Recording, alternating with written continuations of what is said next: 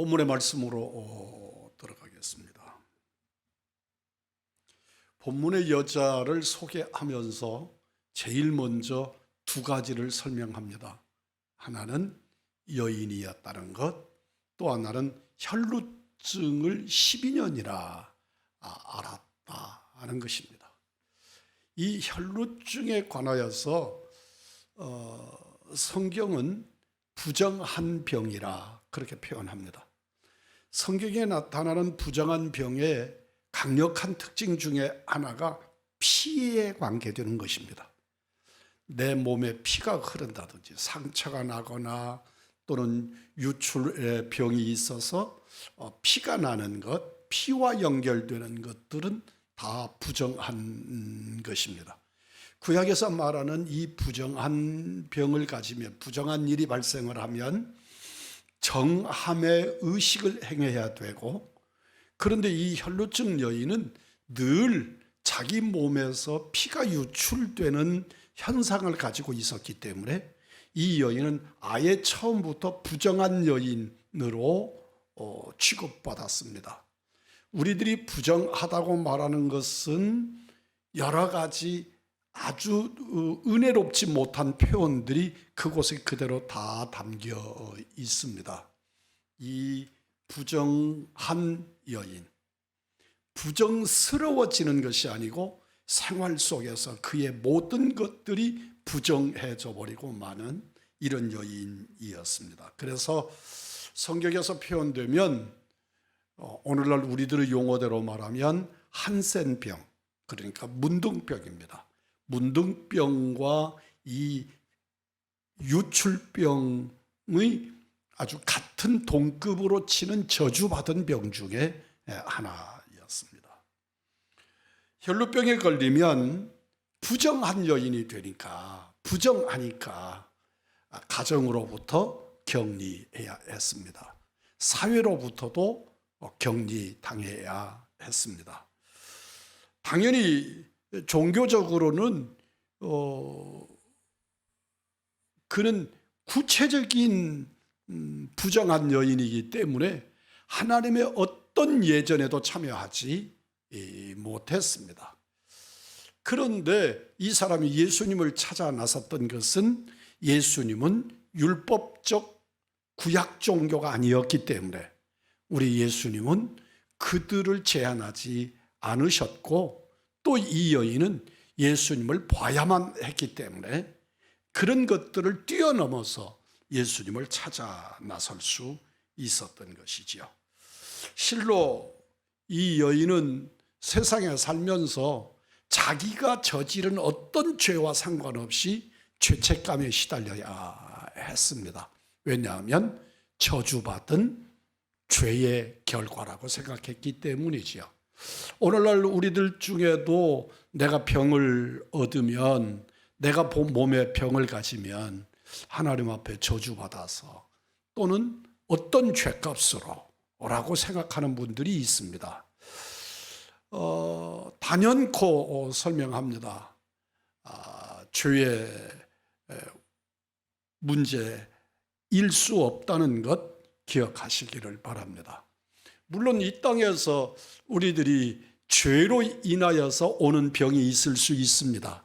그러나 우리들이 얻는 것들을 다 죄값으로 취급하는 것은 정말 대단히 구약적인 생각이지 성경적, 복음적 가치는 아니라는 것을 분명히 합니다. 그러므로 우리는 내가 가진 어떤 병 때문에 죄의식에 시달리면 안 됩니다. 하나님께서 이 일을 통하여 어떤 역사, 어떤 섭리를 이루실지 여러분과 저는 아무도 모릅니다. 하나님께서 오히려 그것을 통해서 우리에게 은혜를 베푸시고 구원의 역사를 완성하시고 십자가의 도를 이루실 수 있습니다. 우리는 결단코 그것이 우리들에게 고통을 주는 것이 사실이고 우리의 삶의 질을 떨어뜨리는 것이 분명한 일이지만, 그럼에도 그것이 죄값이라고 왜곡하는 일은 참으로 조심스러워야 합니다. 우리 이 한국 기독교에서도 불과 130년, 140년 역사밖에 안 되는 우리들이지만 그럼에도 불구하고 우리 한국교회도 내가 어떤 병에 걸리면, 내가 어떻게 아프면, 어떤 사업에 실패하면 그게 다 죗값이라고 생각을 하고 못 견디고 힘들어하고 공동체로부터 스스로 격리당하는 그런 어려운 일들이 있었습니다. 뿐만 아니고 오늘날에 우리들은 과학이 발달하고 어떤 일들이든지 다 처리가 참 말끔하고 깨끗하게 처리할 수가 있었지만, 예수님 당시 지금으로부터 거슬러 올라가 2000년 전에는 그 뒤처리를 제대로 말끔하게 해결할 수가 없었습니다. 그러므로 그 여인에게서 유출이 일어남으로 일어나는 여러 가지 냄새나 뒤처리가 해결되지 않음으로써 이 여인은 수치감에 사로잡혀야 했습니다. 오늘날 우리 이 시대에도 우리 교계에서 어느 목사님이 여성이 목사가 돼서는 안 되는 이유들을 설명을 하면서 패드를 착용하는 일에 관하여서 아주 비하스러운 발언을 했다가 아주 어려움을 당하는 일들이 있었습니다. 그런 문제들로 뒤처리가 말끔하지 못한 일들로 인해서 수치감에 쌓여야 했습니다. 이렇게 공동체적으로 소외당하고 부끄러움을 갖게 되고 죄의식을 갖게 되고, 그러니까 그에게는 고독이 쌓이는 것이죠. 가족과도 함께 할 수가 없었기 때문입니다. 어머니일 경우에는 자식들과도 함께 하지 못했습니다. 이 여인에게는 참 불행 중 다행이지만 조금의 재산이 있었던 것 같습니다. 이 시대에 여인이 재산을 갖는다는 건 극히 드문 일이었습니다. 그럼에도 불구하고 하여튼 이 여인은 일부의 적은 재산이 있어서 그 재산들을 가지고 자기 치료에 돈을 썼던 것 같고, 이 여인은 그럼에도 불구하고 그게 아무런 효험을 얻지 못했다고 성경은 말씀합니다. 제가 어렸을 때 저희 어머님이 병을 얻어서 우리 집 식구 전체가 어머니의 병을 치료하기 위해서 매달렸던 기억이 있습니다. 오늘날처럼 이렇게 과학이 발달하고 의술이 발달하고, 특별히 우리 한국의 의술은 세계적이지 않습니까? 그런데 그때 당시만 해도 병원에 갈 때 이 병원비 때문에 감당할 길이 없었습니다. 그래서 경제적으로 너무너무 어려웠고, 방법은 논을 팔고 땅을 파는 일 이외에 다른 경제적으로 어떻게 해결할 방법이 없었던, 그래서 고통당하던 그때 모습을 기억을 합니다. 그리고 어디에서 좀 용하다, 어떤 약이 중하다 그런 소리를 들으면 우리들 그저 그곳이 어디든지 달려가서 그 약을 구해오고, 그런데 병원에 갈 용기를 갖지 못했습니다. 그 어떤 것보다도 병원비가 비쌌기 때문이지요. 그렇게 많이 힘들었던 기억이 있고, 오히려 나중에 보니까 저희 어머니 같은 경우에는 이 약 저 약을 어디서 좋다 그러면 그 약 만들어서 드리고 찾아드리고, 또 한약방에 가서 약 지어다가 드리고, 이렇게 하는 일이 환자를 더 괴롭히는, 그러니까 몸을 계속 상하게 만드는, 위장도 감당을 못하고 간도 감당을 못하고 콩팥도 감당을 못하는데 계속해서 독한 걸 먹이니까 이 어머니가 감당을 못해서 몸이 더 고통당하는 모습을 보았습니다. 이 여인이 틀림없이 그랬을 것이라고 생각합니다. 정말 부질없는 몸부림이었을 뿐입니다. 이 여인에게는 이제 마지막이라고 하는 절박함이 찾아옵니다. 경제적으로 여유가 좀 있을 때는 그래도, 나이가 좀 젊었을 때는 그래도 뭔가 내가 좀 해보겠다는 생각을 가지고 몸부림칠 수 있지만, 경제력도 떨어지고 나이도 들고 이제는 이 여인 스스로 무엇인가 할 수 있다는 것을 내려놓기 시작하는 거죠. 인생을 포기하는 것입니다. 참 처절한 상황이지요. 무엇인가를 이제 나는 안 돼. 나는 이제는 끝났어. 라고 하는 생각을 사람이 갖는 것, 이건 정말 처절함입니다. 우리 중에 연약함이 있는 성도들이 계시지만 결단코 우리가 십자가 앞에, 우리 주 예수 그리스도의 십자가의 권능 앞에 있는 한 포기하지 않기를 주님의 이름으로 부탁합니다. 우리는 결코 포기하기보다 우리 주님께 나를 맡길 줄 아는 믿음이 있어야 될 줄 믿습니다. 주님을 향하십시오. 이 여인은 마지막으로 주님을 향하여 달려 나오는 겁니다. 주님의 소문을 듣는 거지요. 예수님의 소문을 듣고 이 여인은 예수님을 찾았을 겁니다. 그런데 이 여인에게 일반적이지 않는 독특한 믿음이 있습니다. 그것은 주님의 옷자락만 만져도 나는 이 병이 나을 거라고 하는 믿음이었습니다. 어디서 이런 믿음이 생겼는지 모르겠습니다.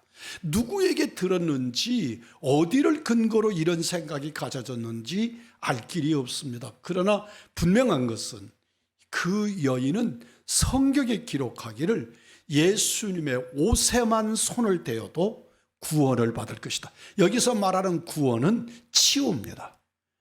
여기서 말하는 구원은 치유입니다. 주님의 옷자락입니다. 주님이 내 손을 붙잡아 주시면, 내가 예수님의 발등상을 붙잡으면 아닙니다. 주님의 옷자락이었습니다. 그만큼 이 여인의 믿음이 절박했다는 근거이기도 하지만 어떻게 이런 믿음을 가능했을까 하는 것입니다. 이 여인은 그보다 더 험한 일이라도, 있을 수 없는 일이라도 이 여인에게는 어떤 방법으로든지 해내고야 말았을 겁니다. 그분은 사람들 사이를 비집고 어떻게든지 주님의 옷자락을 만지고 싶어서 주님을 향하여 돌진하는 겁니다. 주님의 옷자락을 만졌습니다. 주님은 그 사실을 아십니다. 그리고 누가 내 옷을 만졌느냐고 주님 물으십니다. 그에게 기적이 일어났습니다. 12년이라고 하는 이 숫자가 우리에게 주는 의미가 깊습니다. 그래서 실제로 12년일 수 있습니다. 12년이라고 하는 말에 토달지 않습니다. 그러나 이 12이라고 하는 숫자는 성경적으로 말할 때 더 이상의 숫자를 보탤 수 없는 숫자입니다. 그렇기 때문에 이 여인이 아팠던 날이 꼭 12해다 이런 뜻만이 아닐 것이라고 여깁니다. 이보다 더 훨씬 더 많은 날들, 더 보탤 날 숫자가 없는 그런 기간 동안이었을 거라고 여겨지는 것이지요. 그런데 이 여인에게 기적이 일어났습니다. 주님은 질문하십니다. 누가 내 옷자락을 만졌느냐? 제자들이 말합니다. 수많은 사람들이 주님을 밀치기도 하고 가까이 가서, 그러다가 보니 주님이 그렇게 물으시는 것입니까? 라고 주님께 여쭙지만 주님은 아십니다.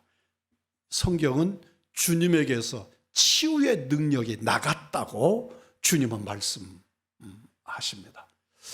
여기서 우리가 붙잡아야 될 메시지가 있습니다. 수많은 사람들이 예수님을 옹위했습니다. 뿐만 아니라 서로 밀치고 애워싸고 하는 것을 보고 밀고, 이런 것을 보면서 모든 사람들, 주님의 옷자락에 스친 사람들, 주님 앞에 밀려서 그런 사람들, 애워싼 사람들의 이러저러한 병들이 다 고침받은 게 아닙니다. 유일하게 이 여인 한 여인만 치료받았음을 오늘 주님이 말씀합니다. 우리가 하나님 앞에 예배를 드리면서 말씀 중에 치유받기도 하고 또 기도받으면서 치유받는 역사가 있기는 해도 유일하게, 희한하게 그 어떤 사람만 치유받는 경우가 있습니다. 이 여인이 지금 그런 역사가 일어난 것입니다. 미루어서 주님의 옷자락을 만졌기 때문에 이 여인이 치유받은 것이 아니라는 것입니다.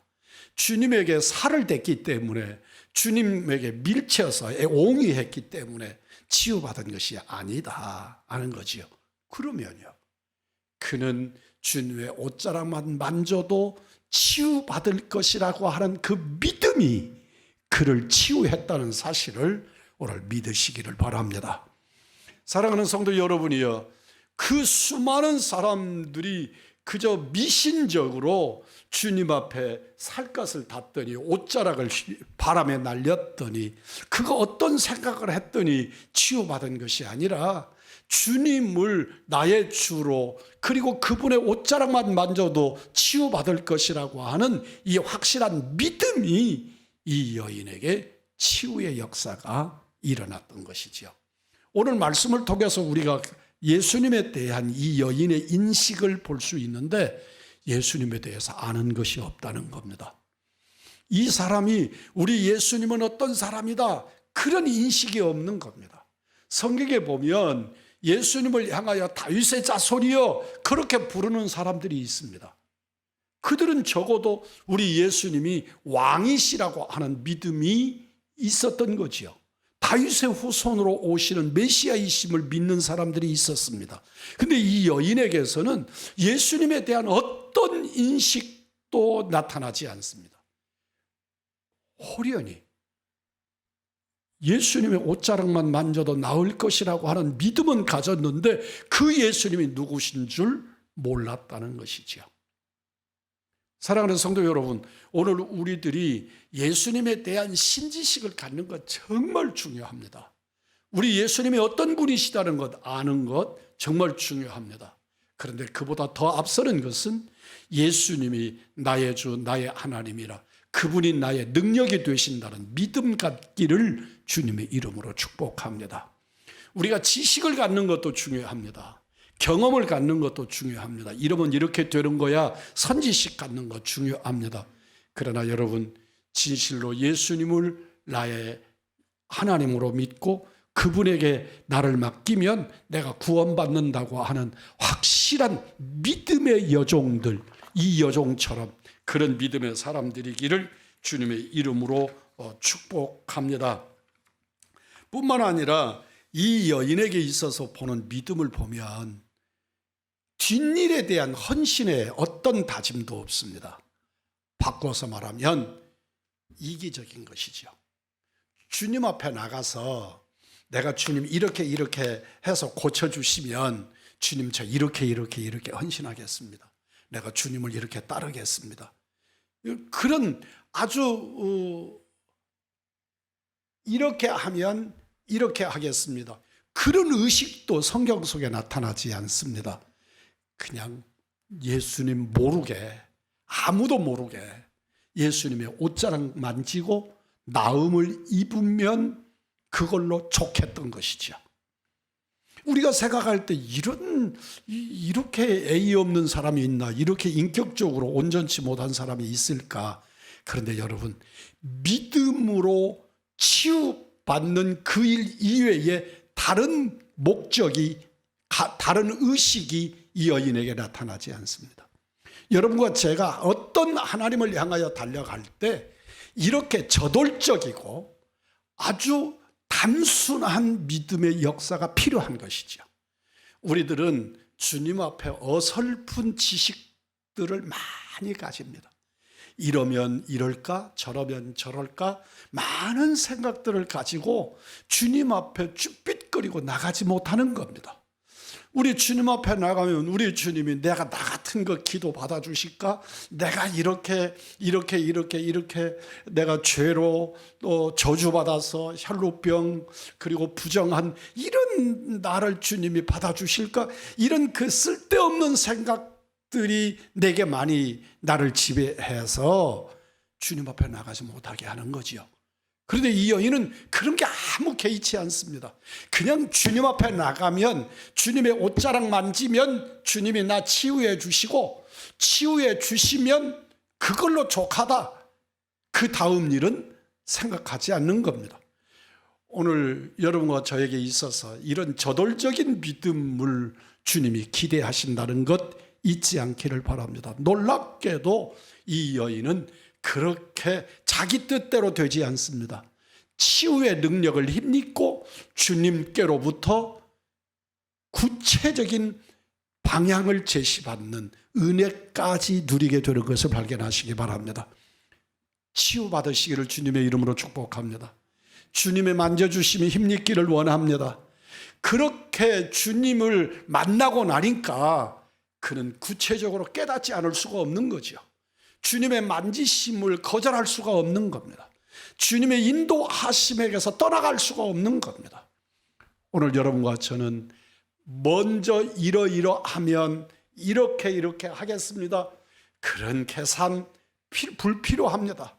주님께로부터 치유받으시고 주님 앞에 은혜 입으시고 주님의 권능에 힘입으시면 그 다음에 주님이 우리의 방향을 제시하시고 이끌어 주시고 능력으로 붙들어 주실 줄 믿습니다. 그래서 우리들은 많은 사람들이 먼저 알아야 믿지 않겠습니까? 라고 말합니다. 근데 놀랍게도 우리 기독신앙은 먼저 믿음입니다. 믿고 예수님을 알아도 조금도 늦지 않습니다. 우리들은 늘 예수님을 아무것도 모르는데 어떻게 믿냐고 말합니다. 그런데 이 여인을 보면 믿음으로 주님 앞에 나와 있는 것을 발견합니다. 치유받기 전에도 믿었습니다. 치유받고 난 다음에 구원도 그의 삶의 방향도 제시받고 있는 것을 발견합니다. 사랑하는 성도 여러분, 어설픈 지식 가지고 우리의 믿음을 제한하지 않기를 바랍니다. 그저 믿음으로 주님 앞에 나오시고 여러분의 삶과 우리의 모든 것들을 들여서 예수 십자가 앞에 무릎을 꿇으면 비록 이 여인처럼 이기적이기도 하고 주님에 대해서 아는 것이 하나도 없었어도 우리 주님은 그를 미쁘게 여기사 치유하시고 그를 만지시고 선한 길로 인도하시는 것을 발견합니다. 34절이 이렇게 결론합니다. 따라 내 믿음이 너를 구원하였으니. 놀랍습니다. 우리 주님은 그것들을 다 믿음으로 받아들인 것입니다. 따라 내 믿음이 너를 구원하였으니. 여기서 말하는 구원도 치유입니다. 구원하였으니 평안히 가라. 내 병에서 놓여 건강할지어다.